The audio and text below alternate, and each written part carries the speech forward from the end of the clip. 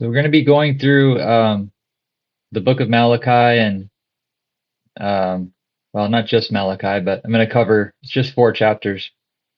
But I also want to cover some different places in Deuteronomy as well. Just trying to get it set up here.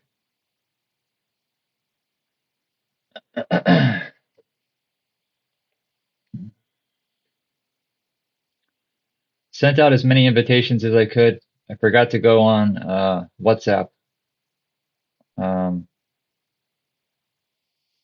up most of the morning studying, and I just thought I would go live. So I want people to hear what's in the book, the last book of the Old Testament is what people call it, the New and the Old. And yes, I know it's written in Scripture. However, when we go back and we look at these stories, it's pretty clear how everything fits together and how all the prophets are speaking about the same latter days and all of that. My son is doing okay. His fever broke. I think it broke this morning. But he's been pretty sick as I've ever seen him. He had something a few weeks ago, and then it seemed like it was gone, and then his voice was changing a little bit for a couple days, and then he started getting a fever. He's been super congested. It's just been a lot of work trying to keep up with a toddler who's not feeling well. But he's doing much better. Thank you for asking. All right, so starting in the book of Malachi, it says, "The burden of the word of Yahweh to Israel by Malachi. I have loved you, saith Yahweh. Yet you say, Wherein hast thou loved us? Was not Esau Jacob's brother, saith Yahweh? Yet I loved Jacob, and I hated Esau, and I laid his mountains waste, and his heritage waste for the dragons of the wilderness." Now, this word dragons is synonymous with jackals. For those of you that are interested in Enoch chapters, depending on what book you have, but you can read 88 through 89. There's quite a bit of information in there. Verse 4, "Whereas Edom saith, We are impoverished, but we will return and build the desolate places. Thus saith the Yahweh of hosts, They shall build, but I will throw down. And they shall call them the border of wickedness, and the people against whom Yahweh hath indignation forever." So, again, I just want to make this clear. Jacob and Esau were twin brothers. Jacob did exactly what he was told to do, right? Esau mixed seed with other nations, sold his birthright, and he became the father of the Edomites. In fact, the book of Obadiah is concerning the destruction of Esau and the Edomites.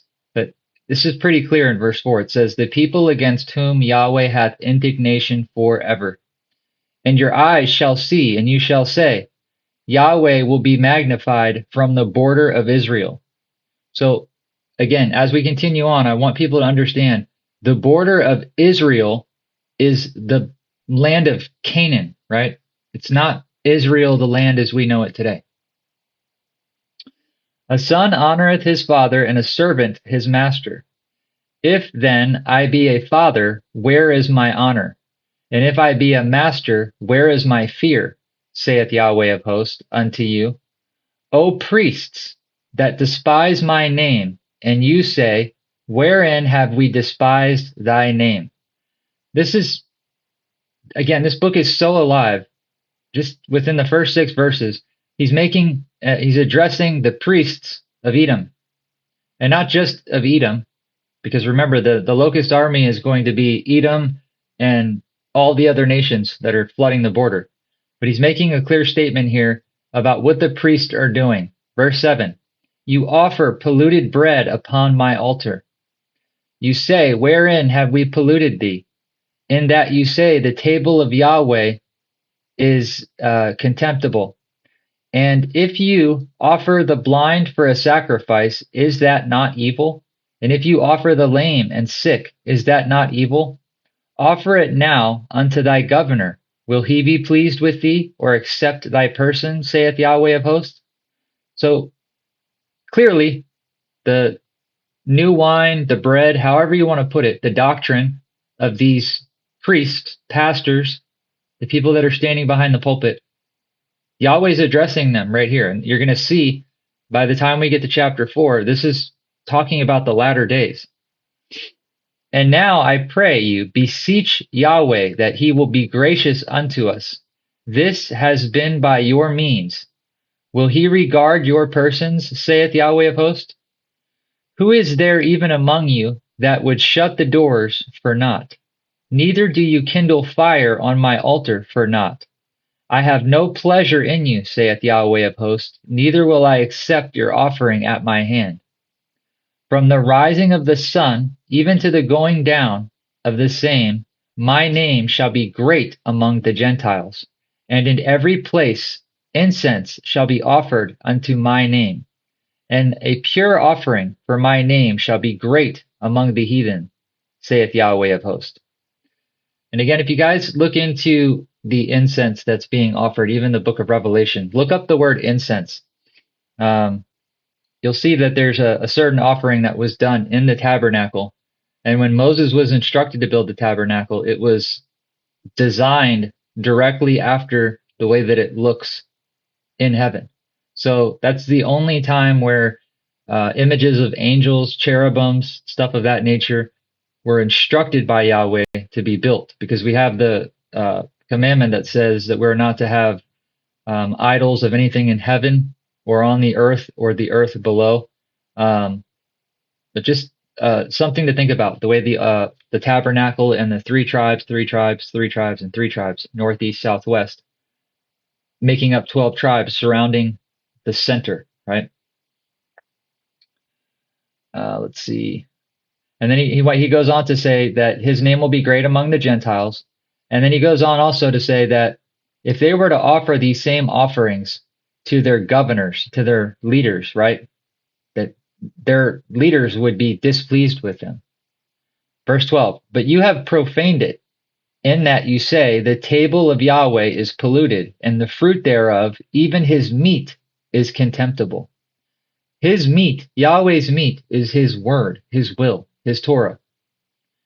Verse 13, you said also, behold, the weariness, what weariness is in it, and we have snuffed at it, or snorted at it, saith Yahweh of hosts, and you have brought that which was torn, and lame, and sick, and thus you have brought an offering. Should I accept this from your hand, saith Yahweh? So this goes all the way back to Cain and his offering, right? Remember, Cain offers probably the rotten fruit of the ground to Yahweh and kept the good for himself. This just shows the heart of the people that he's speaking to. Verse 14, but cursed be the deceiver, which hath in his flock a male, and voweth, and sacrificed unto Yahweh a corrupt thing. For I am a great king, saith Yahweh of hosts, and my name is dreadful among the heathen.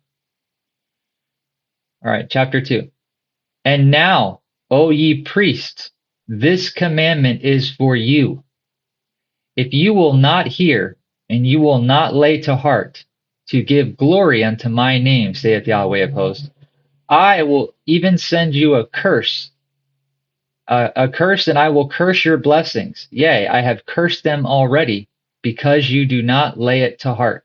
Again, we'll go back and we're going to cover this, the curses in Deuteronomy 28, because I want people to understand these curses that are coming as a result of these Baal priests and pastors not doing what they're supposed to be doing and teaching false gospels. This is written directly to them. Verse 3, behold, I will corrupt your seed and spread dung upon your faces. And that word dung, you guys know, back in that day, that was the same as saying shit in today's day. Even the dung of your solemn feasts, and I will take away with you all of it. So the solemn feasts and assemblies, remember throughout Jeremiah, Ezekiel, Yahweh's, especially in Jeremiah, he's telling the people, your new moons and your solemn feasts and assemblies I cannot away with. They are a burden to me. He's talking about all of these new man-made traditions, right? And even what we're seeing now, like with the Super Bowl and stuff of that nature, we see these big giant stadiums that are set up a lot like the Coliseum, and we're seeing people worshiping all of these people that are clearly serving other gods. Let's see. Your solemn feasts, and one shall take you away with it. And you shall know that I have sent this commandment unto you, that my covenant might be with Levi, saith Yahweh of hosts. Now, I want you guys to think about the priesthood, the Levitical priests. They were the first fruits to Yahweh.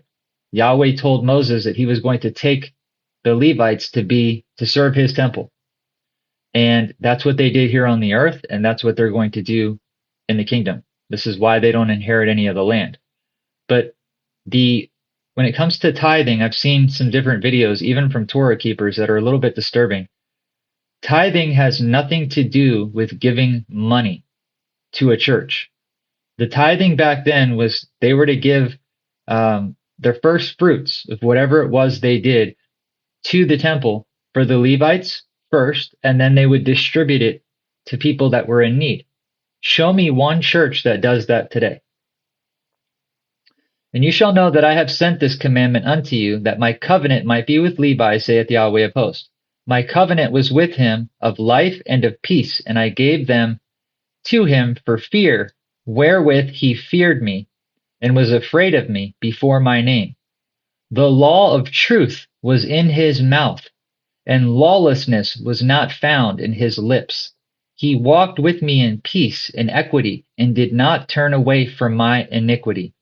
Did not turn away from iniquity. Did turn away from iniquity. Sorry, it's early in the morning, guys. So the Levitical priesthood were the ones that would offer the sacrifices for the people, but they had to be holy before they entered in to the tabernacle. So this was, although they did sin, they had to atone for their own sin. They had to live by the law in the same way that Yahweh's commanded us to live by the law today. And again, Christians are having a hard time with this, saying, well, you can't live by the law. It's impossible. If you break one, you've broken them all. The whole goal of Yahweh sending these prophets was to turn the hearts of the children back to their father, which is in this book. It's in every book. But nonetheless, we see here that the Levites were walking with Yahweh's law in their mouth, and iniquity was not found in them, in their lips, right? And again, this is the same thing with the 144,000, as we read last night in the Song of Moses. The 144,000 have no guile in their mouth. They're innocent before the throne of Yahweh. Verse 7, for the priest's lips should keep knowledge, and they should seek the law at his mouth, for he is the messenger of Yahweh of hosts. So even today, to this day, when the prophets tell us, when Yahweh says, in the last days I will raise up my own pastors, my own shepherds, my own priests, because of what's happening in the church, they're departing from Yahweh's laws, commandments, Sabbaths. They're telling people we don't have to keep them. He's making it clear that priest's lips should keep knowledge, and they should seek the law at his mouth. For anyone who's speaking this knowledge is a messenger of Yahweh of hosts. But ye are departed out of the way. You have caused many to stumble at the law. You have corrupted even the covenant of Levi, saith Yahweh of hosts. And keep in mind, this book is the supposed last book before the New Testament. Therefore, I have also made you contemptible and base before all the people, according as you have not kept my ways, but have been partial in the law. So what are these modern day pastors and priests doing? They're teaching people to stumble at the law. They're saying the law has been done away with. The law is a curse. That's why we're going to cover Deuteronomy 28, and we're going to also go through Deuteronomy chapter 30. Maybe we'll read all the way through. Verse 9, therefore have I also made you contemptible and base before all the people, according as you have not kept my ways, but you have been partial in the law. Have we not all one Father? Hath not one Elohim created us? Why do you deal treacherously every man against his brother by profaning the covenant of our fathers? Judah has dealt treacherously, and an abomination is committed in Israel and Jerusalem. For Judah hath profaned the holiness of Yahweh, which he loved, and hath married the daughter of a strange god outside of Israel. Again, this is why it's speaking in the very beginning about Esau. Verse 12, Yahweh will cut off the man that doeth this. Doeth what? Marry a daughter of a strange god. The master and the scholar out of the tabernacles of Jacob, and him that offereth a burnt offering unto Yahweh of hosts. And this have you done again, covering the altar of Yahweh with tears and weeping and crying out, insomuch that you regardeth not the offering any more, or receiveth it with a good will and at your hand. So again, the churches, they do these altar calls 24/7. I've seen tons of them. And people go up there and they get down and they ask Jesus to come into their heart and all of these things. Yahweh told us to get out of the church and to stop partaking in those things, not to be seen of men when we're doing that, not to be praying so that we can be heard by other people, not to fast, and for men especially, not to shave their face and to walk around and mope all day talking about their fasting. When you do that, your reward is taken away from Yahweh because you're receiving your reward from men, because those men are saying, oh, poor you, you're fasting, I'm so sorry, when it shouldn't be a burden, right? It should be something that you're trying to do to strengthen your spiritual man. Verse 14, yet you say, wherefore? Because Yahweh hath been a witness between thee and the wife of thy youth, against whom thou hast dealt treacherously. Yet is she thy companion and the wife of thy covenant? And did he not make one? Yet had he the residue of the Spirit. And wherefore one? That he might seek a godly seed. Therefore take heed to your spirit, and let no one deal treacherously against the wife of his youth. For Yahweh, the Elohim of Israel, saith, he hateth putting away. For one covereth violence with his garment, saith Yahweh of hosts. Therefore take heed to your spirit that you deal not treacherously, chasing after other gods, playing the whore. Verse 17, you have wearied Yahweh with your words, yet you say, wherein have we wearied him? When you say, every one that doeth evil is good in the sight of Yahweh, and delighteth in them. Or, where is the Elohim of judgment? Again, a lot of these pastors and churches and believers are doing this very thing, right? They're calling what's good evil. They're telling you the law is evil. They're telling you the Sabbath is every day. They're lying to you about all the things the prophets say, and then they're putting their own spin on all of these different doctrines. And the reason we have them is because there's so many different types of people in the world. If everyone would adhere to the laws that Yahweh gave us, we wouldn't be in a world like the world is today, with war and famine and all kinds of stuff going on. We would be living still in the promised land. But people just don't want to live this way. They slip away from it, or they've never been taught it, right? And as people are waking up to this, especially all of us, when I first started waking up to this years ago and was teaching on here, I was hated by nearly everybody on this app. And still, most of the Christians hate me, but I don't care about that. My point is, when I started this journey, nobody believed anything that I was trying to share with them. And I knew that the Father had woken me up, and I knew that I was living in a lie.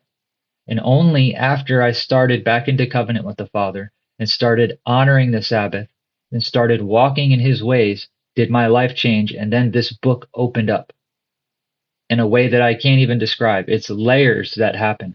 You start off reading and you're understanding the stories, right? And again, it's the same thing as the sanctification process. After you start understanding the stories, then you start understanding the laws and the fact that they're everlasting. They're never going to go away. And then after you understand the law, you start moving into the prophecies. You're reading the prophecies, but your mind is stuck back thinking, okay, well, that was back then, when it's still alive and active and speaking to us today. Then after you get through that part, you start realizing the New Testament is revealing the fulfillment of the prophecies in the Old Testament. And then after you understand prophecy, again, you get into the book of Revelation and you realize the whole entire book of Revelation is written in the prophets. It's absolutely mind-blowing. And then you start seeing the Messiah in everything that you read. The books, all of the scrolls in this book will open up to you in a way to where it's prophetically speaking directly to you. And Yahweh, that's how Yahweh speaks. Remember Hebrews chapter 1, it says, let me just read it really quickly because I don't want to butcher it, but Hebrews chapter 1 is a great way to remember that Yahweh gave us the prophets for a reason, but then he gave us his son, who is also a prophet, right? Hebrews chapter 1, it says, Yahweh, who at sundry times in diverse manners spake in times past unto the fathers by the prophets, but hath in these last days spoken unto us by his Son, whom he hath appointed heir of all things, by whom also he made the worlds. So in the Old Testament, Yahweh spoke through the prophets.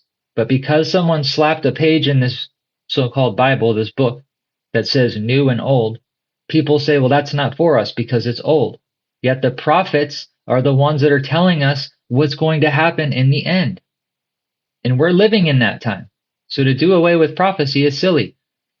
And then he goes on to say in verse 2, hath in these last days spoken to us by his Son. Who is his Son? Is his Son not this word, this entire book? Does he not say that the entire book is written of him? That he came in the volume of the book? So again, verse 1 doesn't change verse 2. The Messiah was also a prophet. Yahweh spoke through all the prophets. But in these last days, there aren't physical prophets walking the earth in the sense to where angels are visiting them or they're being taken up in dreams. The Messiah came and spoke all the fulfillment of the things that he needed to fulfill, which again, we're going to read John chapter 17 because people keep saying the Messiah said on the tree that it was finished, right? We're going to read about what was finished in its entirety. But nonetheless, the prophets are not just for the Old Testament and for those people back then. No, it's for today. All right, Malachi chapter 3. Behold, I will send my messenger, and he shall prepare the way before me. And and the Elohim whom you seek shall suddenly come to his temple, even the messenger, angel of the covenant, whom you delight in. Behold, he shall come, saith Yahweh of hosts. So right here, Malachi 3 verse 1, he's sending a messenger to prepare the way. This is again our Messiah saying that he's sending John the Baptist to prepare the way. And then suddenly he will come to his temple, even the messenger of the covenant, the angel of the covenant, in whom you delight in. Well, how would they already be delighting in this messenger of the covenant? Because the whole Old Testament is written of him. He's everywhere. And then you see him saying, behold, he shall come, saith Yahweh of hosts. So he's coming in the name of his Father, in the authority of his Father. It's not Yahweh taking on flesh and coming into the world. It's him sending his Son. Verse 2, but who may abide the days of his coming? And who shall stand when he shall appeareth? For he is like a refiner's fire, and like a fuller's soap. And he shall sit as a refiner and purifier of silver. And he shall purify the sons of Levi, and purge them as gold and silver, that they may be offered unto Yahweh, an offering in righteousness. So this covenant, even though we're not sacrificing animals anymore for sin, our Messiah came, spilt his blood, and now we can approach the throne of grace boldly. But the Levites are a foreshadow of the 144,000, these holy priests that'll come, and after the tribulation is over, they will come down and minister to those who are part of the remnant for the 1,000 years and be ruling and reigning with the Messiah. They're called the iron scepter. Verse 4, then shall the offering of Judah and Jerusalem be pleasant. So right now, it's not, right? Not until the Messiah returns. Unto Yahweh as the days of old and the former years. And I will come near to you to judgment, and I will be swift as a witness against the sorcerers, and against the adulterers, and against the false swearers, and against those that oppress the hireling for his wages, the widow and the fatherless, and turn aside the stranger from his right, and fear not me, saith Yahweh of hosts. For I am Elohim, or Yod-Heh-Vav-Heh. I change not. Therefore, you sons of Jacob are consumed. Even from the days of your father, you are gone away from my ordinances, the law, and you have not kept them. Return unto me. Keep the law, and I will return unto you, saith Yahweh of hosts. But you said, wherein shall we return? Will a man rob Yahweh? Yet you have robbed me. But you say, wherein have we robbed thee? In tithes and offerings? You are a curse. You are cursed with a curse, for you have robbed me, even this whole nation. Bring ye all the tithes into the storehouses, that there may be meat in my house. And prove me now herewith, saith Yahweh of hosts, if I will not open the windows of heaven and pour you out a blessing, that there shall not be room enough for you to receive it. So, again, Yahweh's making it clear. He's now speaking to Jacob, and he's letting Jacob know that he's become cursed with a curse because they've been robbing his house. But Yahweh's testing Jacob. Notice how he just told Edom, there is no hope for Edom. But with Jacob, he's making it very clear. He's saying, test me. Bring these things. Take care of the widow. Bring meat into my storehouses so that my house has food for the needy, right?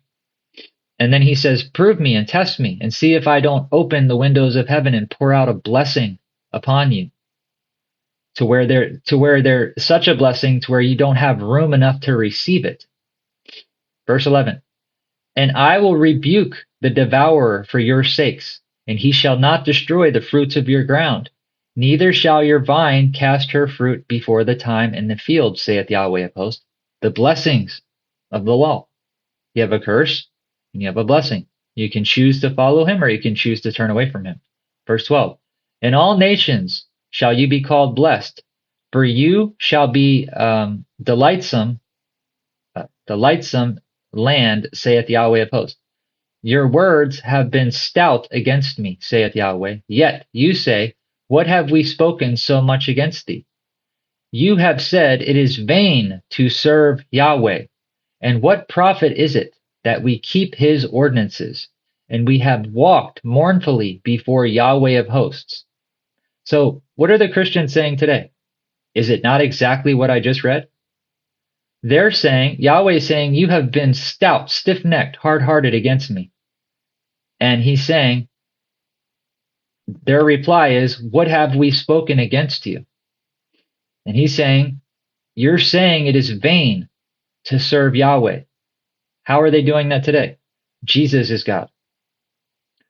The Old Testament's not for us. Now we follow Paul. And what profit is it that we have to keep his ordinances? What does it profit us to keep the law? The law's filthy rags. And that we have walked mournfully before Yahweh of hosts. And now we call the proud happy, yea. And the work of wickedness are set up, yea. And they tempt Yahweh and they that tempt Yahweh are even delivered. So again, it's calling good evil and evil good. Verse 16. Then that they feared Yahweh spake often one to another, and Yahweh hearkened and heard it. And a book of remembrance was written before him for them that feared Yahweh, and that thought upon his name. And they shall be mine, saith Yahweh of hosts. Who? Those who fear his name. In that day, when I make up my jewels, and I spare them, as a man spareth his own son that serveth him. Think of Abraham. Remember, Abraham was told to sacrifice his own son. He gets all the way up there, he's about to do it, and then the angel says, Abraham, stop. I know now, I see your heart, Abraham, that you will not withhold your son, your only son.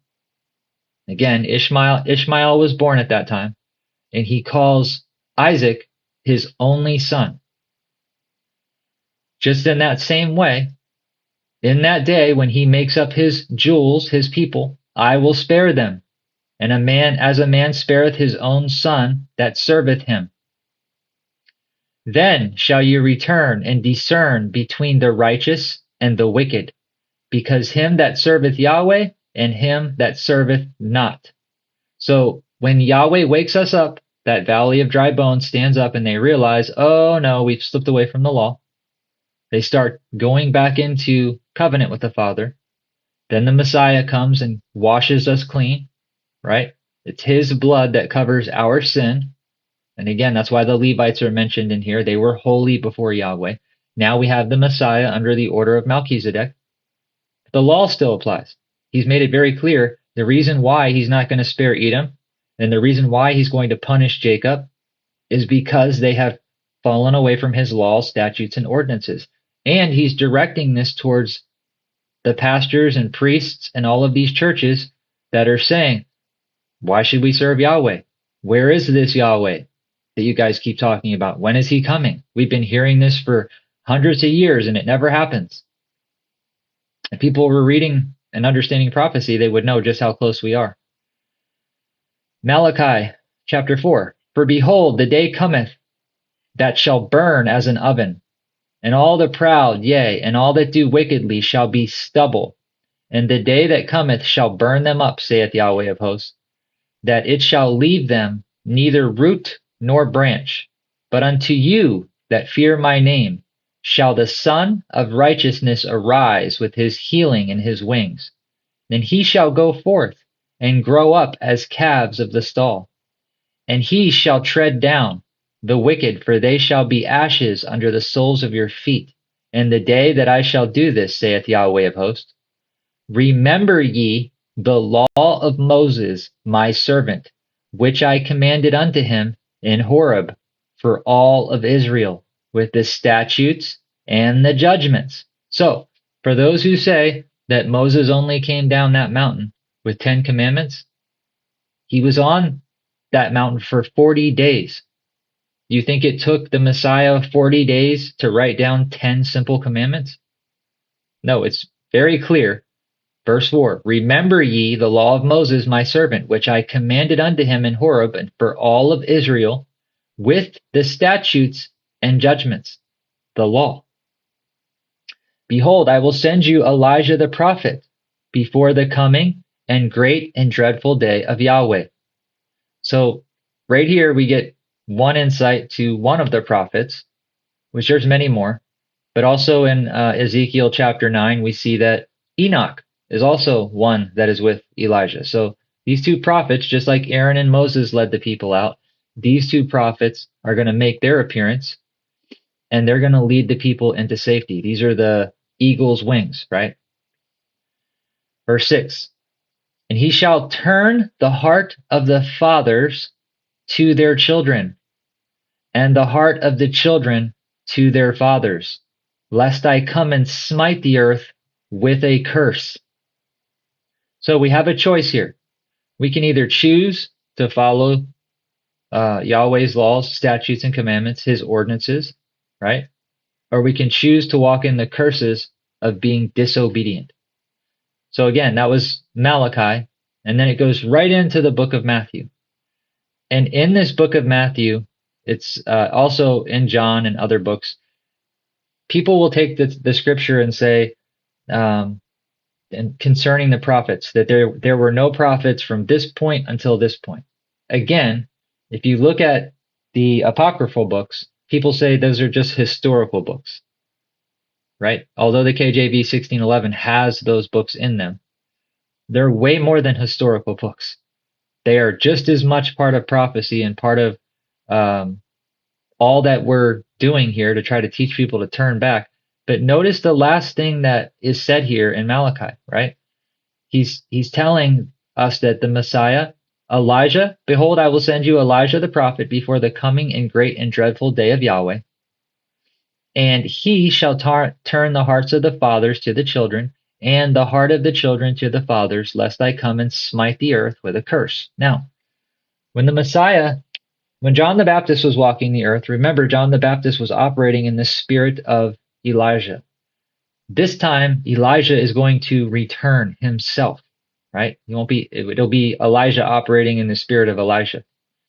But the whole point is to turn people back to the Father, right? To bring those households that are fearing Yahweh together.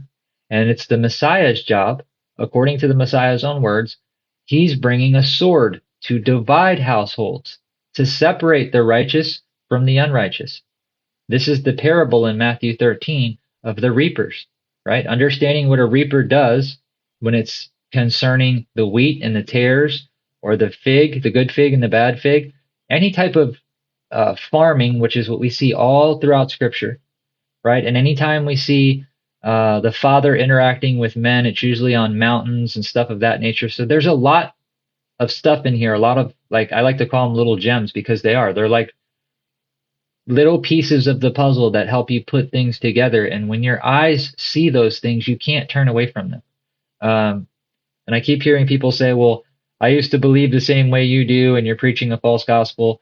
You can't go from believing in a Trinity and believing that Jesus is God, believing once saved, always saved, believing we don't have to keep the law, that it's by confession only. You can't go from that to having your eyes opened and then hear somebody say something like that to you without chuckling on the inside, because it's like, again, this is a process that only Yahweh can do for a man or a woman, and anyone that loves him, that's walking in truth. Only the Father can open your eyes and reveal truth to you. No one else, right? So when other people that are way behind where we might be, and again, I'm guilty of not dusting my feet and moving on when I should, but I also know that there's a lot more that goes on behind that. For instance, we had a little bit of a debate going back and forth yesterday, me and another man on this app. And I wait and I watch what people do. And then I waited a certain amount of time, and I made sure, before I started making a bunch of videos, I made sure to address it in a sense, because I know other people are listening to these pastors that were just addressed in the book of Malachi. And I know that when people are following that and listening to that, they also need to have someone that's there to share truth, right? Because again, if you see somebody who's preaching a false gospel, we are to rebuke them sharply and call them out and mark them, so that other people don't fall prey to wolves. That's exactly what they are. All right, Deuteronomy 28. And it shall come to pass, if thou shalt hearken diligently unto the voice of Yahweh your Elohim, to observe and do all of his commandments, which I command thee this day, that Yahweh thy Elohim will set thee on high above all the nations of the earth. And all of these blessings shall come on thee and overtake thee, if thou shalt hearken unto the voice of Yahweh your Elohim. Blessed shall thou be in the city, and blessed shall thou be in the field. Blessed shall be the fruit of your body, so your health, the fruit of thy ground, if you're a farmer or whatever it is that you sell. Again, he's talking about storefronts and everything. The fruit of your cattle, the increase of your kine, your flocks, and of your sheep. Blessed shall be the basket of your store. Blessed thou shalt be when you comest in, and blessed shall you be when you goest out. And Yahweh shall cause thy enemies to rise up against thee, and to be smitten before thy face. And they shall come out against thee one way, and shall flee from you 7 ways. And Yahweh shall command the blessing upon thee in thy storehouses, and in all that you set your hand unto. And he shall bless thee in the land which Yahweh your Elohim giveth thee, a land overflowing with milk and honey, right? Truth. knowledge, understanding, wisdom. Verse 9. Yahweh shall establish thee a holy people unto himself, as he hath sworn unto thee, if thou shalt keep the commandments of Yahweh your Elohim, and walk in his ways. And all the people of the earth shall see that you are called by the name of Yahweh, and they shall be afraid of you. And Yahweh shall make thee plenteous in goods, in the fruit of thy body, and in the fruit of thy cattle, and in the fruit of the ground, and in the land which Yahweh swore unto your fathers to give thee. Yahweh shall open up thee his good treasure, the heaven, to give rain, and thy land in its season, and bless all the work of thy hand. And thou shalt lend to many nations, and thou shalt not borrow. Question. How many people have credit cards? How many people have a car payment that they can't afford, or a house payment that is too expensive? We're living under the curses of these laws, or not keeping the laws, for a reason. We were told to be the lender, not the borrower. I don't know why this light is, there's light coming in my window and it's turning everything pink. We were told to be lenders and not borrowers, right? And because we're living in Babylon, shalom, Jason, it's good to see you, brother. I saw your name pop up. Because we're in Babylon, people think that they can live above their means, and then they become slaves to the system. Sorry, guys, I got to change this light. I'm not having a bright pink light behind me. That's much better. All right. Verse 13. And Yahweh shall make thee the head and not the tail, and thou shalt be above only, and thou shalt not be beneath. If thou wilt hearken unto the commandments of Yahweh your Elohim, which I command thee this day, to observe and do them. So we just saw all of these things. Yahweh said, these are blessings. These are your life. Do these things, right? Guys, by the way, Jason's on here. He's got a bunch of gifts that have been sent to him, and it's quite possible that his account might get shut down. So I don't want people thinking that he's being a hypocrite. He doesn't like people sending him gifts and all of that, because the word is free for us to teach. But he doesn't want that money going to TikTok, so he's sending it my way because he can't withdraw it from his account. Also, we've been planning to try to cover certain books and do certain things, but he's got load shedding, and they've minimized. He's been like down to 3 hours a day some days, depending on the schedule. So for those of you that know Jason, you guys know where he's at and the things that are going on there. But just wanted to clarify that with everybody what was going on there. People are probably wondering, why is Jason sending Adrian gifts? That's the reason why. All right. Verse 14. And thou shalt not go aside from any of the words which I shall command thee this day, to the right hand or to the left, to go after other gods and serve them. But it shall come to pass, if thou wilt not hearken unto the voice of Yahweh thy Elohim, to observe and do all of his commandments and his statutes, which I commanded thee this day, that all of these curses shall come upon thee and overtake thee. So let's stop right here. Before Deuteronomy 28, Moses is given the law, and then Moses is standing up before the people, and he's telling them all of the things that was given to him via agency from the Father to the Messiah to Moses, right? And then Moses comes down and he starts telling all the people everything that they have to do. And as we're going to see, the people will agree to all these things. But did they follow after the things that they said they would do? And in the Torah, it makes it very clear not to swear that you will do something by Yahweh and then break that. That's a big no-no, right? Which is why Yahweh dealt with them the way that he did. The same way that he dealt with the two that lied to Peter. He took the spirit right out of them for lying to the spirit. Now, watch what happens through verse 16 and forward. And I'm going to slow down and we're going to read this because I want you to hear what's happening. Not only is the blessings going to be flipped over because we're becoming disobedient, right? But a bunch more curses are added. And once you start seeing that these curses are taking place to a certain degree today, not only that, when tribulation starts, it's going to be way, way worse. This is just the birth pains, and these curses are coming in as the birth pains do, right? So the time of Jacob's trouble leading into tribulation, and then all of this stuff, all of these curses are going to come full force. All right, verse 16. Cursed shall thou be in the city, and cursed shall thou be in the field. Why are we being cursed all of a sudden? Well, he just told us.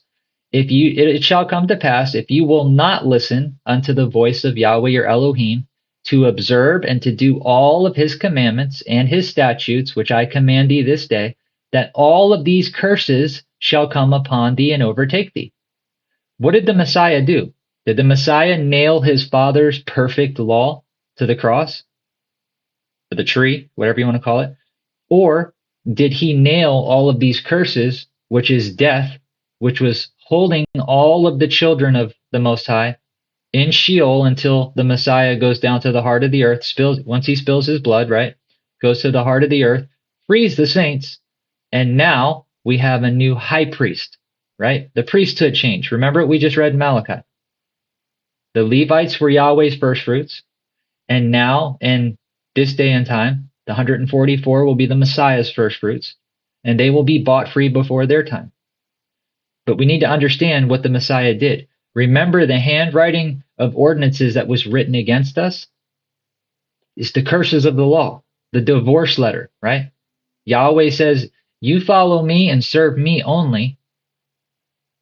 And again, likening the church to a bride, then you'll be blessed.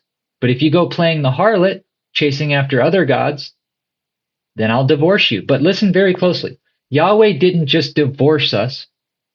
He sent over 100 prophets to get us to try to turn back. And as we were reading last night in the Song of Moses, as I was breaking down other passages in the book of Jeremiah and other books where, especially in Jeremiah, Jeremiah is preaching to the people, turn back to the Father, just like in Malachi chapter 4. Turn back. And the people said, no, we will not hearken to the voice of Yahweh, and we will do what we want. And then we see they are punished by all of these curses that fall upon them. All right, let me continue. Verse 17, cursed shall be the basket of your store. Cursed shall be the fruit of your body, and the fruit of your land, and the increase of thy kine, and flocks, and of thy sheep. Cursed shall thou be when thou comest in, and cursed shall thou be when you goest out. And Yahweh shall send upon thee curses, vexation, and rebuke in all that thou settest thy hand unto do, until thou be destroyed, and until thou perish quickly, because of the wickedness of the doings whereby thou hast forsaken me. Okay, so again, why are these curses coming? Because we're doing wickedly. We're not doing what Yahweh's asked us to do. Verse 21, Yahweh shall make the pestilence cleave unto thee, until he has consumed thee from off the land whither thou goest to possess it. Yahweh shall smite thee with a consumption, and with a fever, and with an inflammation, and an extreme burning, and with the sword, and with the blasting, and with the mildew, confusion. This is not talking about like mildew growing on your wall, right? And they shall pursue thee until thou perish. Verse 23, and the heaven that is over thee shall be as brass, and the earth that is under thee shall be as iron. Meaning it's not gonna, the heavens are not gonna, it's not gonna rain and bless your ground, right? And the ground's not gonna yield its fruit. It's gonna be as brass and iron. Verse 24, and Yahweh shall make the rain of the land powder and dust. From heaven shall it come down upon thee until thou be destroyed. And again, I don't want to jump into my own opinions here, but just think about what's happening right now. We have manipulation of natural occurrences. If you think about a cloud, right? What holds a cloud with hundreds of millions of gallons of water in it? What holds that up in the air? Because again, if a helicopter takes a bunch of water up, right, when they go to put out forest fires, and they drop that water, it falls. But yet somehow there's a power or a force that is holding all of that water above our heads, and it doesn't fall until Yahweh speaks it. Think about the verse 24 as well. Yahweh shall make the rain of thy land powder, and dust from the heaven shall it come down upon thee, and thou shalt be destroyed. Do you think this could be talking about also the work of evil men's hands spraying stuff in the air? Verse 25. And Yahweh shall cause thee to be smitten before thy enemies. Thou shalt go out one way against them, and you shall flee 7 ways before them, and shall be removed into all kingdoms of the earth, meaning you will become a servant unto these other nations. And your carcass shall be meat unto the fowls of the air, until the beasts of the earth, and no man shall fray away from them. And Yahweh will smite thee with the botch of Egypt, and with the emerods, and with the scab, and with the itch, whereof thou canst not be healed. And Yahweh shall smite thee with madness, and blindness, and astonishment of heart. There's much more to verse 28 than what we realize. Madness, blindness, spiritually speaking as well, and astonishment of heart for the things that you will experience and see. You're going to be asking yourself, what is going on? How is this happening to me? I'm a good Christian. Jesus is God. Breaking the very first commandment. The Sabbath is every day. Breaking the 4th commandment. And thou shalt grope at noonday, as the blind gropeth in the darkness, and thou shalt not prosper in thy ways, and thou shalt be only oppressed and spoiled evermore, and no man shall save thee. Thou shalt betroth a wife, and another man shall lie with her. Thou shalt build a house, and shalt not dwell therein, and thou shalt plant a vineyard, and shalt not gather the grapes thereof. Thine ox shall be slain before thy eyes, and thou shalt not eat thereof. Thine ass shall be violently taken away from before thy face, and shall not be restored unto thee. And thy sheep shall be given unto thy enemies, and thou shalt have none to rescue them. Again, apply this to modern day, and no, I wasn't talking about your physical ass being taken away. It's talking about animals here in the context. It's telling you all of your possessions, your house will be taken from you. Your animals, if you have animals, your food will be taken from you.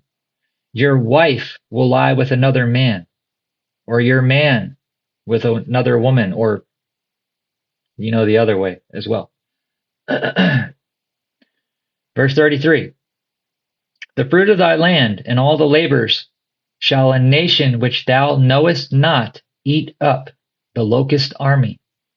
And thou shalt be only oppressed and crushed always.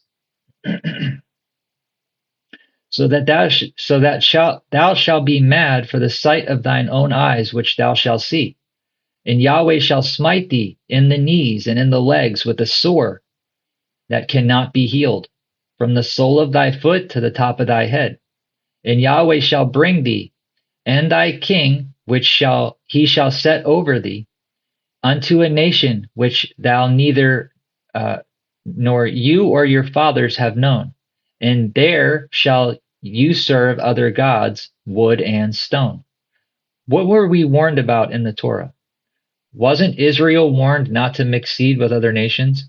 Or if we did that we would be carried away to serve other gods, and that we would be pulled away from the Most High? And what is this speaking about, serving other gods, wood and stone? Well, just take a look all around you. There's idols everywhere. We've got the cross in all of the churches. We've got Christmas trees that people worship and they don't even realize it.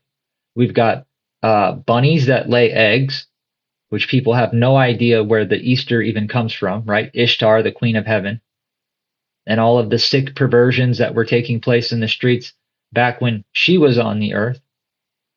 Their sexual rituals that they would have children, and then 9 months later, December 25th, would be when those children would be born. Not all of them, but around that same time. And then they would be offered to Moloch. Watch as we keep reading. Verse 37. And thou shalt become an astonishment, and a proverb, and a byword amongst all nations whither Yahweh shall lead thee. If you don't see this happening already, I suggest you wake up. Because the way of the American people and the way of the European nations is changing. And these other nations are already telling you that your time is up. They're already telling you that you will no longer be on the earth as a leader. And this was promised by Yahweh to happen. So again, your borders are open for a reason. Other nations are falling for a good reason. And you would be foolish to fight against this, because then you'd be fighting against the hand of Yahweh, because it's Yahweh's army who he's raising up to correct Israel. Now, there will come a time where the war will be reversed, and then you'll be able to fight back when Yahweh's face is turned back to us. The second measure of the Spirit is poured out. A fire will be kindled in your heart by the things that you will witness, and then you will go back after these nations, and we will win that war. But right now, don't fight the hand of Yahweh. Thou shalt plant vineyards and dress them, but shall not neither drink of the wine nor gather the grapes, for the worms shall eat them. Thou shalt have olive trees throughout all of thy coast, but thou shalt not anoint thyself with oil, for thine oil shall cast his fruit. Thou shalt beget sons and daughters, but thou shalt not enjoy them, for they shall all go into captivity. Question, and this is a serious question. For people that have older children, what are you going to do when a draft starts? Are you going to fight the government? Because this is what was promised to us. And even to Israel back in the day when Yahweh was trying to lead them, and they say, no, we want a physical king over us. And Yahweh says, okay, I'll give you what you want. I'll give you your physical king. But guess what's going to happen when I do that? That king is going to take your sons and daughters and send them into war. That king is going to take everything that you have and tax you. That's what the people wanted. That's still what we want. You're still seeing believers to this day arguing over the left and the right with politics, when you should have nothing to do with that at all. Also, when it says your sons and daughters shall be taken into captivity, if you have younger children and you're a parent, you have to have your head on a swivel 24/7, especially here in the US. Why? Because children just go missing. And they're sold into things that shouldn't be happening, things that I can't even talk about. Verse 42, and all the trees and fruit of thy land shall the locust consume. Everything that's in Deuteronomy 28 is prophetic and physically happening, right? The locusts are coming. That's Joel chapter 1. The locust army has already infiltrated all of these nations. And if you read Joel chapter 1, let's go to it really quickly. I want to show you these sleeper cells, right? Because people say that these aren't in here, and this is just one example. Joel chapter 1. The word of Yahweh that came to Joel, the son of Pethuel, hear this, ye old men, and give ear, all the inhabitants of the land. Had this been in your days, or even in the days of your fathers? Tell your children of it, and let your children tell their children in another generation. That which the paler worm hath left hath the locust eaten, and that which the locust hath left the cankerworm has eaten, and that which the cankerworm hath left the caterpillar has eaten. Question. This right here in verse 4, all of these different worms and locusts are specifically speaking of nations of people, the locust army. But notice how all of these worms, including the locust, they all go into a cocoon state, right? And then they come out something else. So for a time, they're quiet, they're there, you just don't realize it until they come out. So again, this just one example. There's many other examples of this.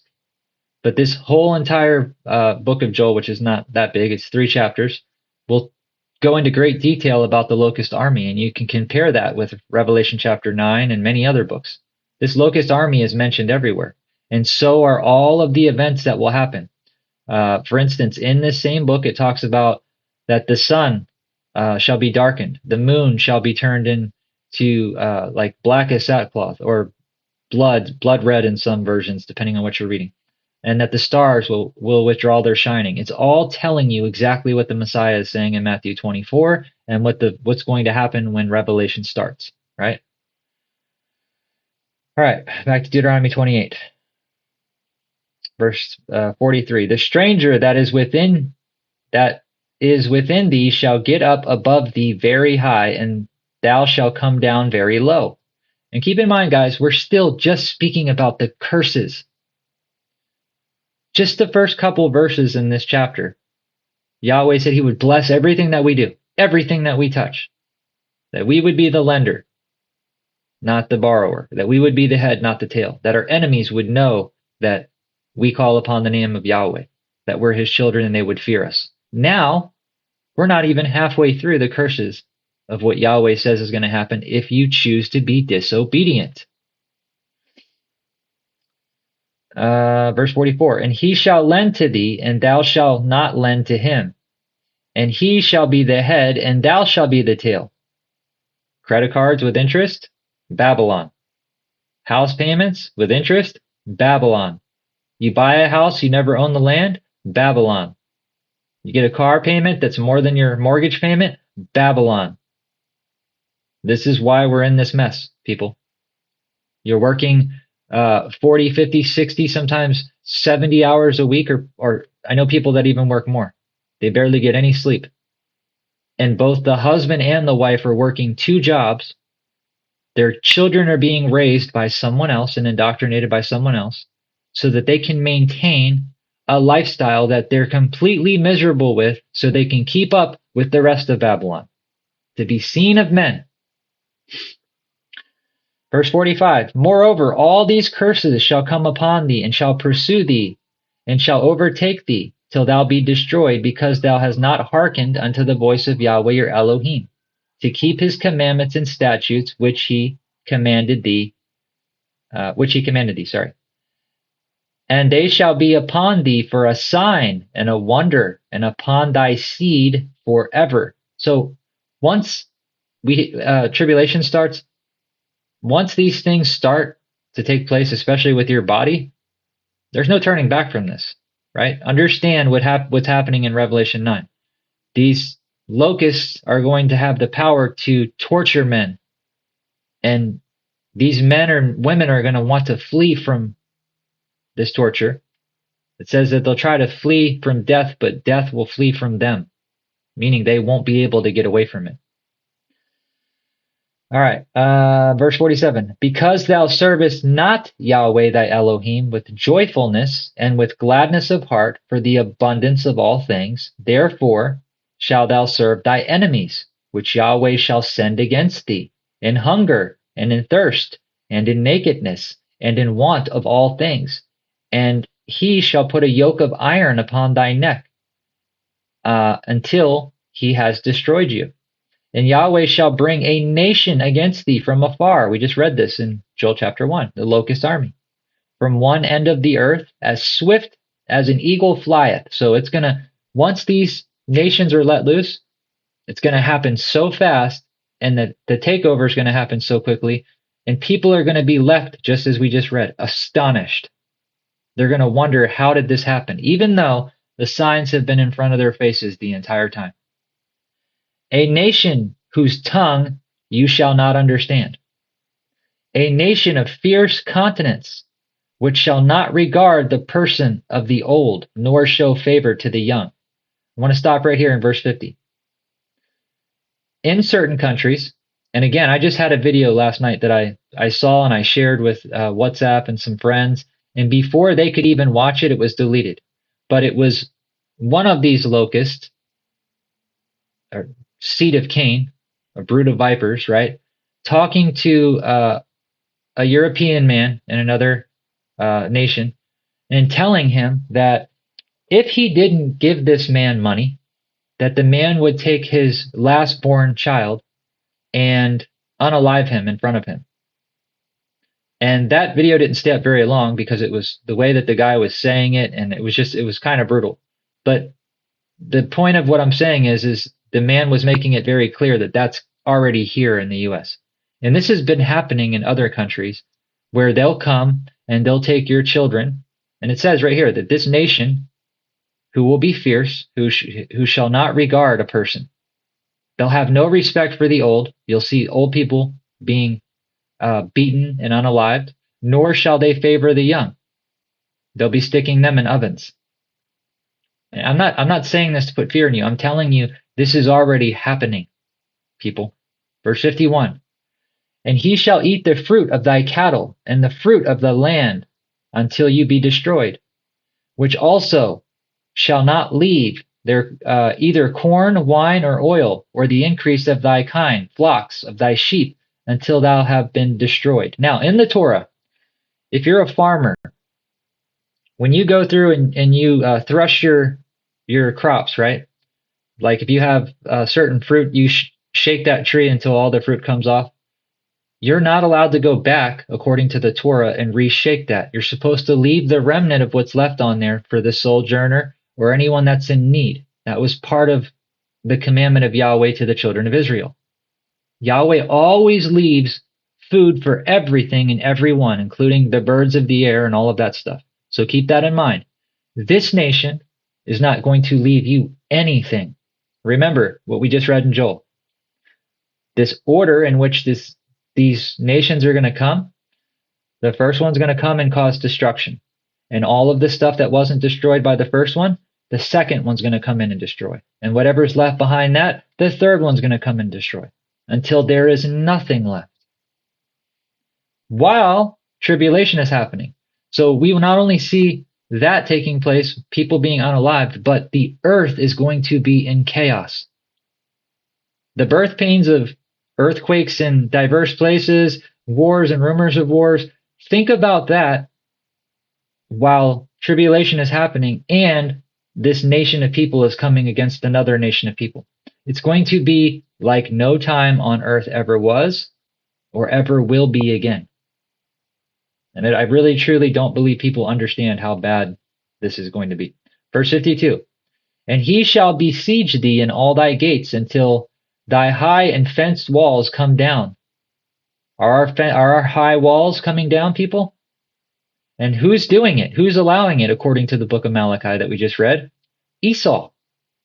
This is prophesied in all the prophets, that these mighty merchants of the earth will sell us out, and they will ride in on the shoulders of the Philistines. Who was Goliath? A Philistine.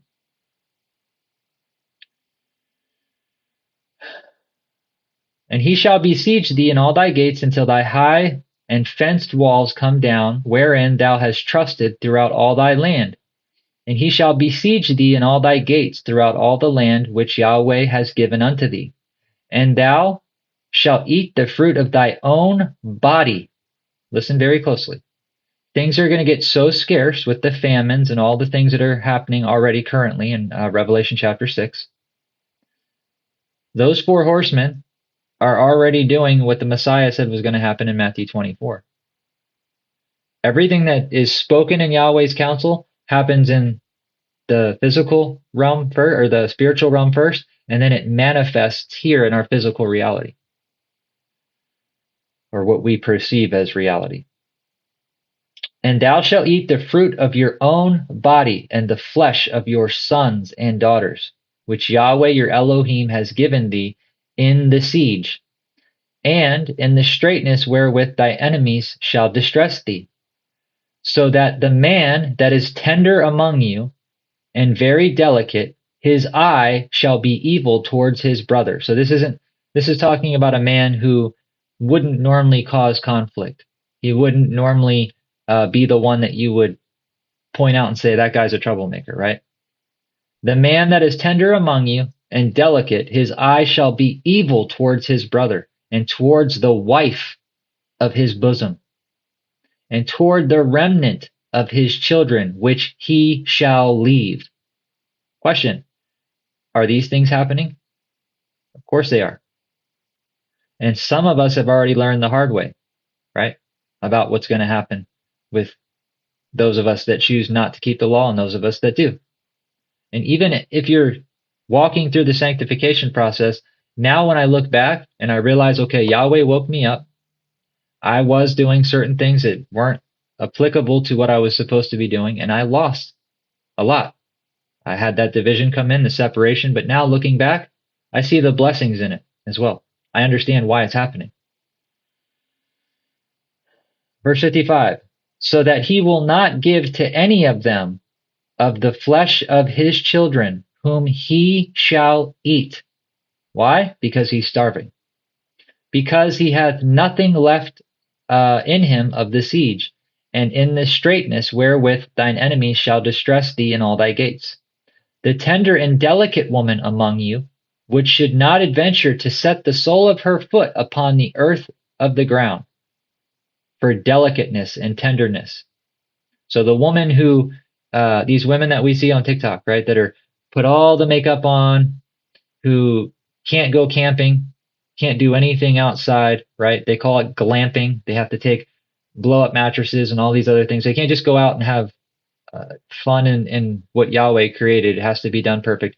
This is what this is talking about, right? The most tenderest of woman who wouldn't get her foot dirty is what this is saying. She wouldn't put her sole of her foot on the ground for delicateness and tenderness. Her eye shall be evil towards the husband of her bosom, and towards her son, and towards her daughter, and toward her young one that cometh out from between her feet. So her children that are newly born. Again, this is also spoken about in different prophecies in Matthew 24, that it's going to be difficult for women that are giving suck in these days for good reason. These curses are about to start falling on people, and it's not going to be pretty. Verse 58, if thou wilt not observe to do all the words of this law that are written in this book, that thou mayest fear this gloriousness, and fear the name of Yahweh thy Elohim, then Yahweh will make thy plagues wonderful, and the plagues of thy seed even great plagues, and of long continuance, and sore sickness, and of long continuance. Moreover, he will bring upon thee all the diseases of Egypt, which thou wast afraid of, and they shall cleave unto thee. Also, every sickness and every plague which is not written in the book of this law, them will Yahweh bring upon thee until thou be destroyed. Now, we all know what the plagues or the diseases of Egypt were, but think about all of these man-made things that are starting to happen, right? Why is it that all these things are happening? Because they want you to run out and have mRNA, which is the only thing that can enter into the cell of your body and change the way that Yahweh created you to be. The cells in your body they make up who you are, how you talk, what you look like. And these messenger RNAs can go into the body, and they're the only thing that can infiltrate the cell and alternate it, hence changing your DNA. And the Father's name is written on our DNA. 10565. That's what the helix is. Yod He Vav He. Again, a lot of people ask me, why do you use the name Yahweh? Many reasons. My own studies, not to mention that we're breathing it in and out. We're pronouncing it properly when we breathe every day. Every person walking this earth is uttering his name day in and day out. That is called the Ruach, the breath of life. It is who he is, right? That's what he's saying. When Christians like to say that Messiah said, before Abraham was, I am. No, before Abraham was, I existed. Number one is what the Greek says, the original Greek. And number two, when Yahweh says, I am that I am, that's not what he's saying. Go back and read it. He says, I will be what I will be. So all these links and comparisons that Christians like to make to try to prove Jesus is God, they're not even there. The word Godhead is an added word to the text. So again, let me not go off on that. All right, verse 62. And you shall be left few in number, whereas you were as the stars of heaven for multitude, because thou wouldest not obey the voice of Yahweh your Elohim. And it shall come to pass that as Yahweh rejoiced over you to do you good and multiply you, so Yahweh will rejoice over you to destroy you and to bring you to naught. And you shall be plucked from off the land whither thou go to possess it. And Yahweh shall scatter thee among all people, from one end of the earth even to the other. Question: have all 12 tribes been scattered? And this is written in the book of Deuteronomy, guys. This is just the milk of Scripture. This is just the basic understanding of Scripture. And yet, we've seen nothing yet. Not even close. And there thou shalt serve other gods, which neither you or your fathers have known, even wood and stone. I don't watch football and all that stuff, but I caught some glimpses here on TikTok. Modern day Babylonian worship. Rigged games, right? Big money involved. And not only that, but all of the witchcraft. Just in the few short videos that I did see, all of the witchcraft that was being done. You had, I can't say her name, but she's from No Doubt. And she's singing a song and she's doing the 666 and putting it over one eye. Again, all of the people that were there, they were all being focused on by the cameramen, and everything that they were doing, if you watch their hand gestures, all the concert stuff that was going on, knowing who the main performer was, and all of the stuff that's going on with some of these pastors that are connected to this individual and other individuals. These are all of the curses of the law. And yet, where's all of the people at? They're there in the stadium worshiping people that are playing a game, who are becoming millionaires and making tons of money for playing a game, while they're taking all of your money. I heard one of the cheapest seats there was $6,000. Can you imagine? That stadium was packed. Can you imagine how much money they just made? That's worshiping other gods, wood and stone and flesh. These fallen entities that have been on the earth for all this time, they're still inhabiting bodies today, people. No different than the spirit inhabits our body. Yahweh lives within us. Satan does the same thing, and so do the demons. We witnessed the Messiah casting out legion, over 2,000 demons in one man, and then casting them off a cliff. And what does he cast them out in? Swine. So again, this understanding this, people say, well, that's a stretch. No, it's not. If you read the scripture, the swine is always used as a reference, as a filthy thing. The Messiah says, do not cast your pearls, your knowledge, before swine. Again, if you want to know what he's talking about, read the book of Enoch. Read why all these different animal names are in here. Why the bulls of Bashan were surrounding the Messiah when he was being crucified. Why the Messiah called certain people dogs. Why we just read in the book of Malachi, the jackals. Right? There's different names that represent different nations of people. Verse 65.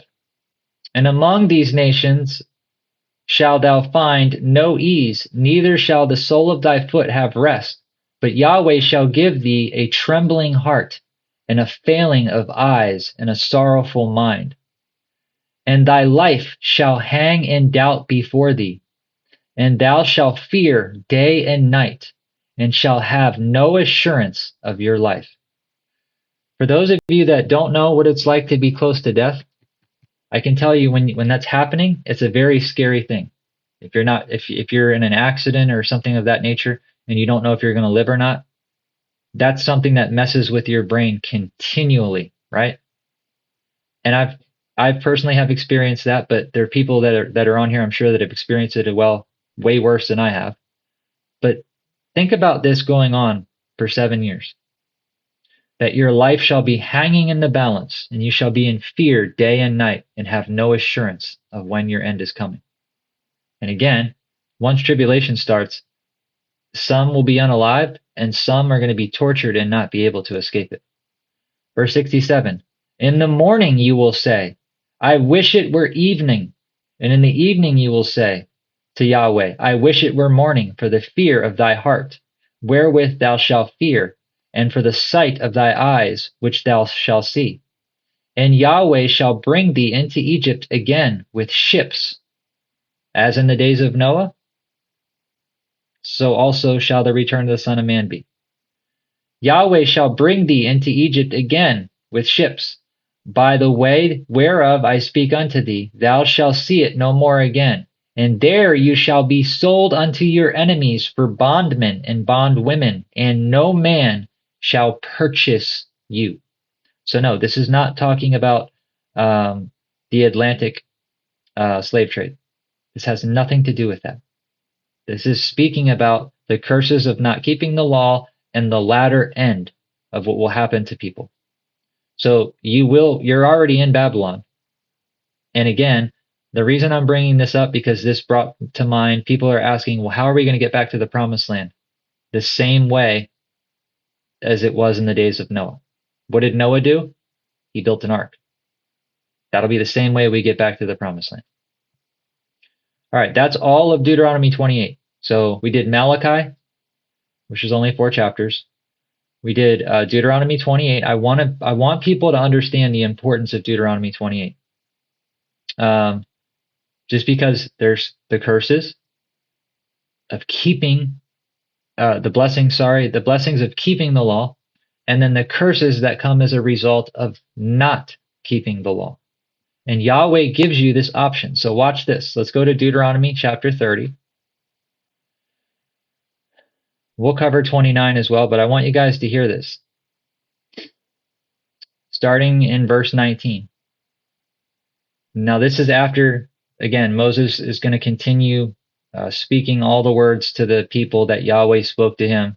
But that was just concerning the curses of not keeping the law and the blessings of keeping it. Now, listen to Deuteronomy 30, verse 19 and 20. I call heaven and earth to record against you this day that I have set before you life and death, blessing and cursing. Therefore choose life, that both thou and thy seed may live, that thou mayest love Yahweh, your Elohim, and thou mayest obey his voice, and that thou mayest cleave unto him. For he is thy life, and the length of thy days, that thou mayest dwell in the land which Yahweh swore unto thy fathers, to Abraham, Isaac, and Jacob, to give them. So all of this is summarized, right? Choose life or you choose death. If you choose life, you get the blessings. If you choose death, you get the curses. It's very simple. And again, this is Revelation 22, verse 3. It says, and there shall be no more curse, meaning there's only the blessings. Only the will of the Father will remain. Hence the purpose of the 1,000-year millennial reign. These 144 that we were reading about in Deuteronomy 32, the Song of Moses, when you're reading Revelation, you'll understand that these harpers, these people that are following the Messiah around wherever he goes, these tall trees that are preaching truth, those are going to be snatched up with the 2 witnesses after the 2 witnesses are unalive. They'll be at the throne of Yahweh, returning back with the Messiah. When they come back, they're coming back to end all the evil on the earth, and then they will minister unto the remnant of those that have not had their crown taken from them. Those that who endure till the end. That's Revelation chapter 12, where Satan goes to make war with the remnant of the woman's seed, those that keep the commandments of Yahweh and the testimony of his son. So when I hear people say, well, all we have to have is faith. Faith in what? The book makes it very clear that your faith should be walking as the Messiah walked. When you have faith, it means you're placing your faith into something else. You're believing for something. Faith is the substance of things hoped for and the things not yet seen, right? So what is your faith in? You can't just say, well, I have faith. That's all I need. I just have to confess the name of the Messiah. Again, Peter confesses the name of the Messiah. And the Messiah says, blessed are you, Simon Bar-Jonas, for flesh and blood did not reveal this to you, but my Father which is in heaven. A little bit later, we see the Messiah looking at Peter and saying, Peter, Satan wants to sift you like wheat, but I pray that your faith be strengthened and that you'll be converted. And when you're converted, strengthen thy brethren. So was it enough for Peter to confess that the Messiah was the Son of Yahweh? He confessed. Yet, shortly after that, Satan's trying to sift him like wheat. Although the Messiah prays for Peter, that Peter's faith would not fail, Peter still had to go through sanctification process. All the apostles that walked with the Messiah, They had to go through a sanctification process. Even after the Messiah was crucified, he was walking amongst them and they didn't even know it until he opened their eyes. They're moping around talking to this man that they don't know. They don't realize it's the Messiah. The Messiah's like, why are you people sad? And they're like, haven't you heard of the Messiah that was crucified? And we've believed on him. And they're walking around sad, and then all of a sudden the Messiah opens their eyes and boom, they realize, wow, he's been walking with us the whole time. And everything that he was saying to us was all scripture. Nothing but scripture, nothing but the truth. This is why the Messiah says, I am the way, the truth, and the life. We can read about this again. In this, he says, I have set before you life and death. So life goes with the cursings and blessings, right? Life, blessings, and death goes with the cursings. Therefore, choose life. And then he goes on to say, that thou mayest love Yahweh your Elohim and mayest obey his voice, that thou mayest cleave unto him, for he, Yahweh, is your life and your length of days. So why did the Messiah say he was the way, the truth, and the life? John 17:17, sanctify them with your word is truth. Psalms 119, 142. Let's go read that. Again, people hate when we do this. They say, oh, well, you're just cherry picking. No, if you read all of the scripture in its context, whoa, what did I just do? If you read all the scripture in its context, you'll always see, especially in the Old Testament, anywhere it's talking about the way, the truth, and the life, in its context, it's always speaking about the Torah. Psalms 119, 142. Again, these are the words of the Messiah written through prophetically King David.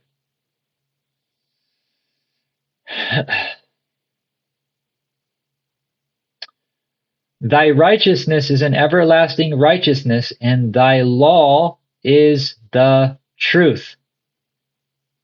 So we have the way, the truth, the life. We have the 5 foolish virgins and the 5 wise virgins.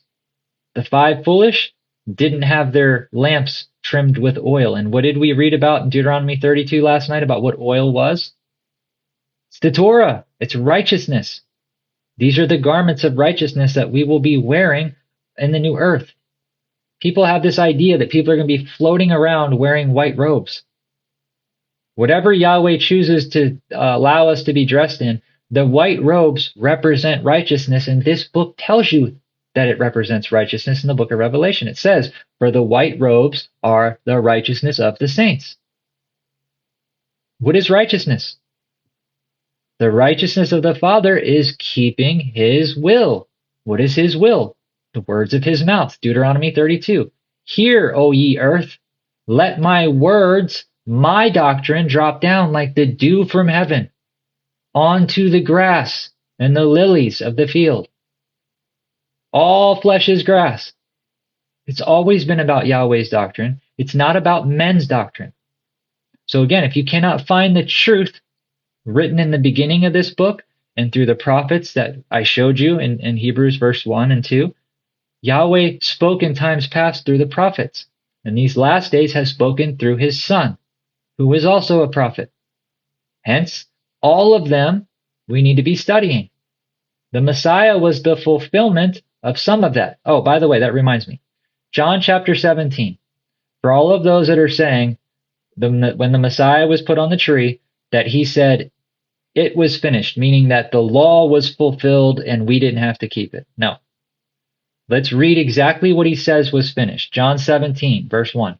These words spake Yeshua and lifted up his eyes to heaven and said, Father, the hour is come. Glorify your Son, that your Son may also glorify you. And you have given him power over all flesh, that he should give eternal life to as many as thou hast given unto him. And this is life eternal, that they might know the only one and true Elohim, and the Messiah Yeshua, whom thou hast sent. I have glorified you on the earth, and I have finished the work which you have given me to do. So what was finished? The work that he was sent to do the first time.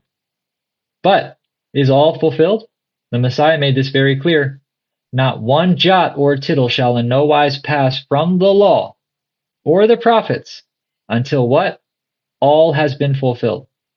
And according to the prophets, will we be keeping the law, statutes, and commandments on the new earth and after? Yes, it's righteousness. It's the only way you can stand before Yahweh. Verse 5, and now, O Father, glorify you with me in your own self with the glory which I had with thee before the world was. I have manifested your name unto men, which you gave unto me out of the world. Yours they were, and you gave them to me, and they have kept your word. They have known that all things whatsoever you have given me are of you.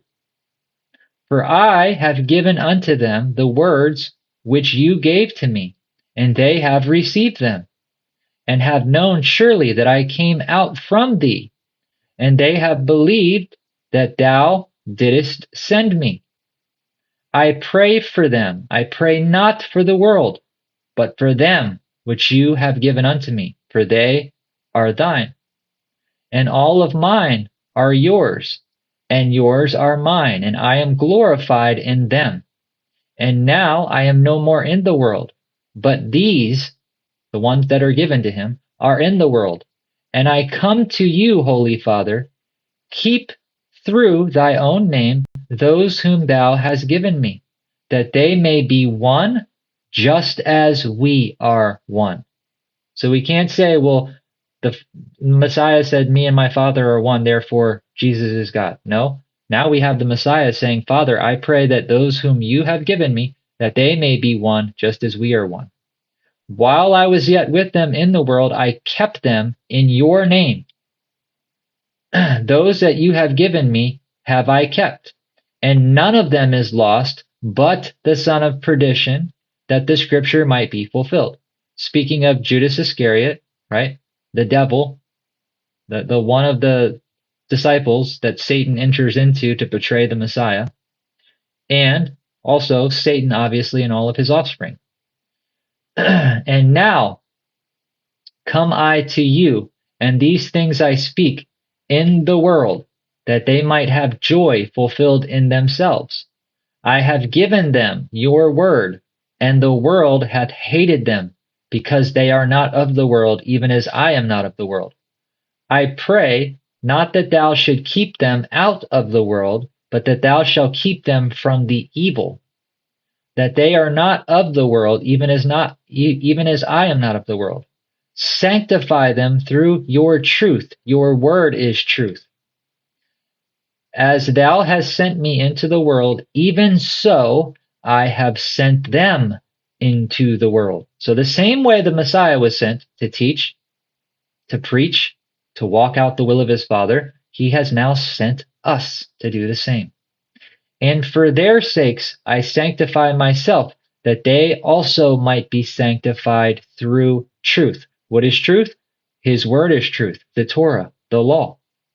Neither I pray I for these alone, but for them also which shall believe on me through their word, that they may all be one, as thou, Father, art in me, and I in thee, that they also may be one in us, that the world may believe that you have sent me. And the glory which thou gave to me, I have given to them, that they may be one, even as we are one.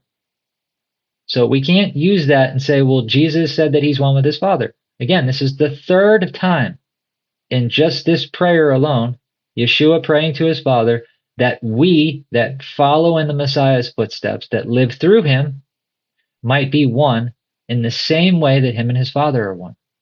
And that word one is agreement. They're in agreement. Verse 23, I in them, and you in me, that they may be made perfect in one, and that the world may know that thou hast sent me, and hast loved them, and thou hast loved me. Father, I will that they also, whom thou hast given me, be with me where I am, that they also may behold my glory, which thou hast given to me. For thou hast loved me before the foundation of the world. O righteous Father, the world hath not known thee, but I have known thee, and these have known that thou hast sent me. So do we believe that the Father sent the Messiah, or are we going to break the first commandment and keep saying that Jesus is God?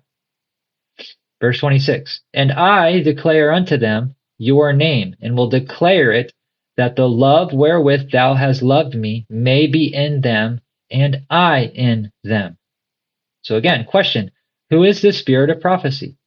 It's Yeshua, your Messiah, your high priest and mediator.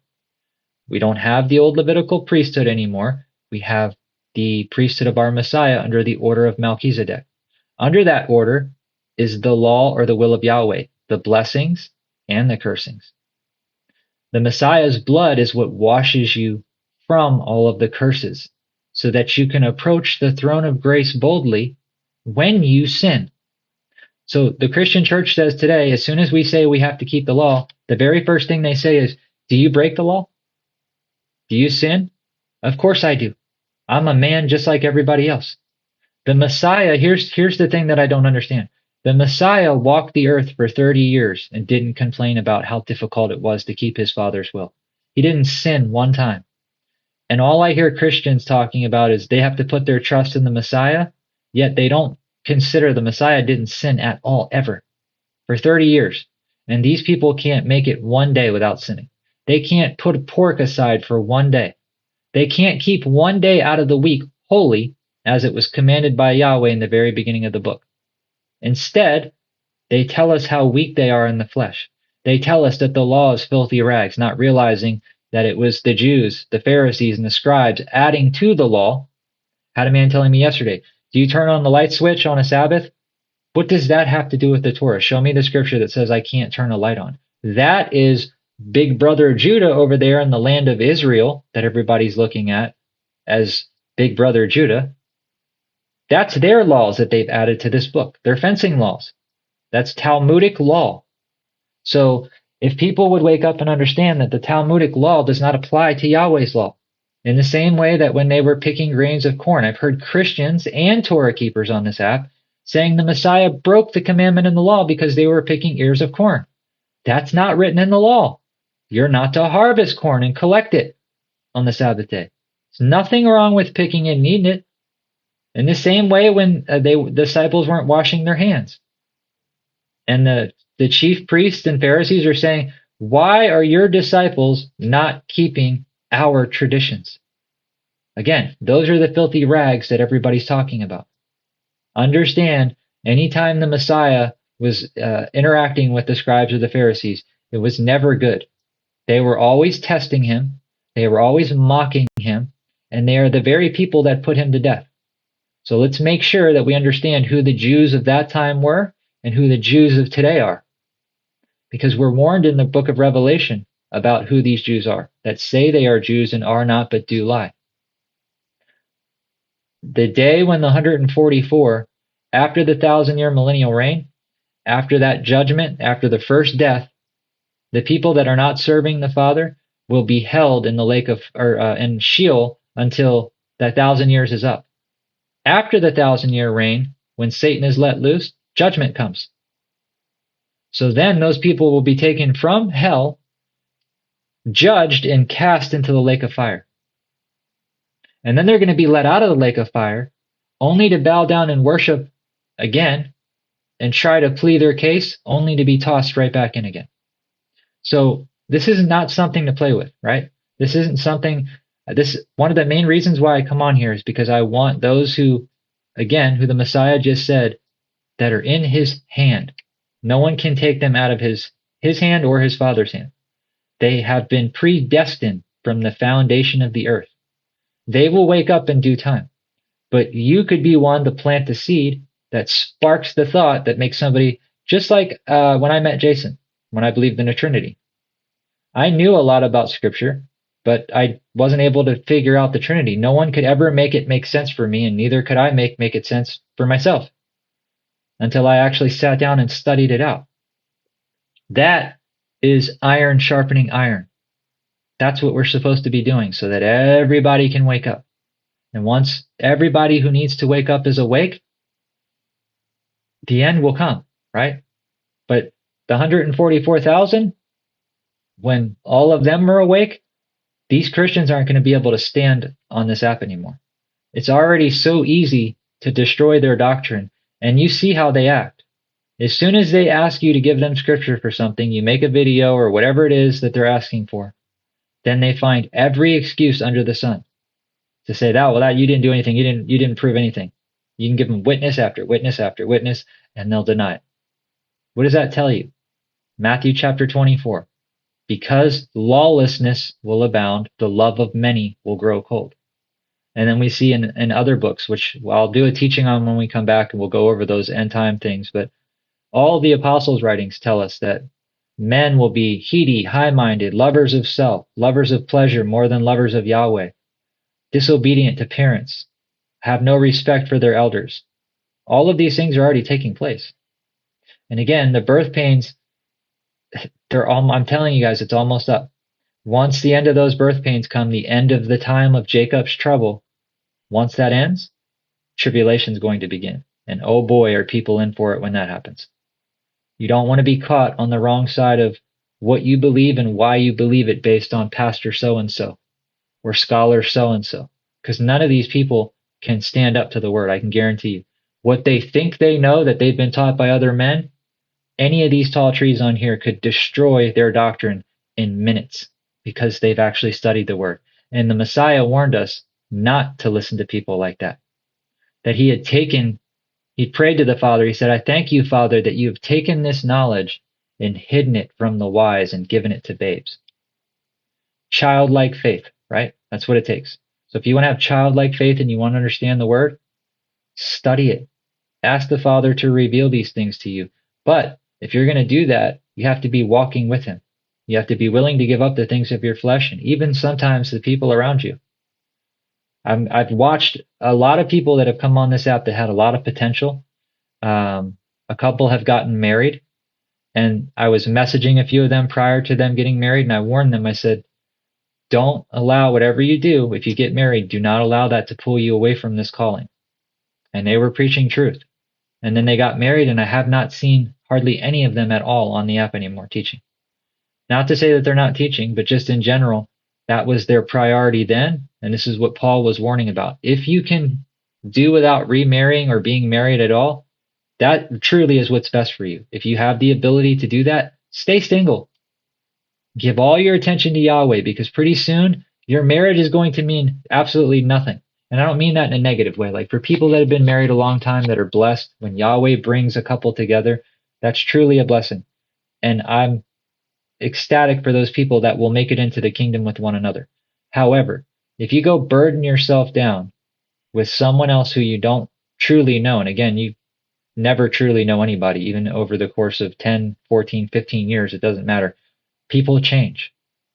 And yes, people that I've known that have loved Yahweh have walked completely away from him. So yes, you can yourself can separate yourself from the love of God. That's the only thing that's not listed when people quote that nothing can separate us from the love of God, right? Not angels, none of the things of the earth. Nothing can separate you from the love of God except for yourself. You have the full ability to walk away from your faith at any time. Yahweh's not going to force you. Yahweh doesn't vacuum pack and seal you with the Spirit and force you to serve him. It's an option. It's an option that you have. You either walk in his will or you don't. It's that simple. So with that being said, I've got to take something from my throat really quickly. And I want to be able to download this and upload it. I tried uploading Deuteronomy chapter 32 this morning. I downloaded it from TikTok, but it will not upload yet. I don't know why it does that. It's such a pain in the butt, but I'll upload that teaching that I did yesterday, Deuteronomy 32, and I'll upload this teaching right behind it. And then when I come back on, I've got some things that I want to go through as well. So give me about maybe 15, 20 minutes, and I'll be back on very shortly. But I hope you guys are having a wonderful day, and I'll talk to you soon. Thank you, Jackie, as well, and all of my mods for posting everything. I appreciate it.